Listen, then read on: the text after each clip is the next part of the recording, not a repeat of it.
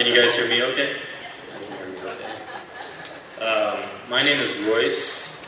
Like Cena, I was I'm a former intern over at Top Cow, if you could call it that. They called it that. I was really more of a fan who kind of hung out, which was really cool for me.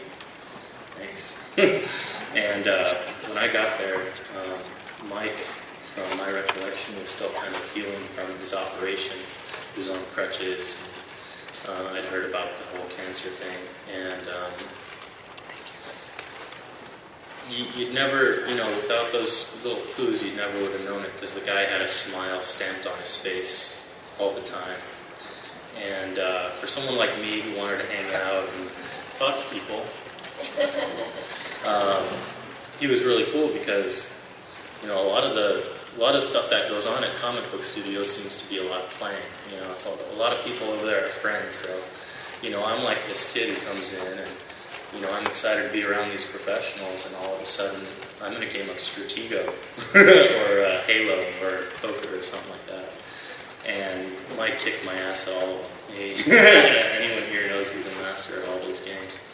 I don't have a lot of stories about him because I was only there for a short time, but he was just the nicest guy to me in the world.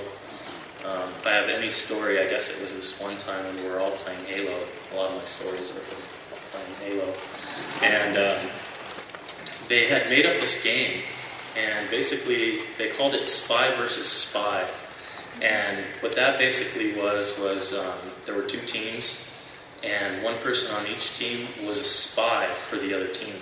So the spy would actually try to shoot his own teammates. And if they figured out who you were, they couldn't say anything, because the rule was there was no talking in this game. So of course no one wants me on their team because I suck. But Mike was like, no, I'll take him. It was probably overconfidence because he was really good. But the thing is you can't even tell who's on your team or not, because everyone's the same color, and you have to aim at them for a second, and then their name pops up.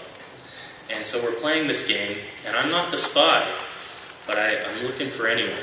And I'm just, I see a name, I'm like, okay, that's on my team, that's not on my team.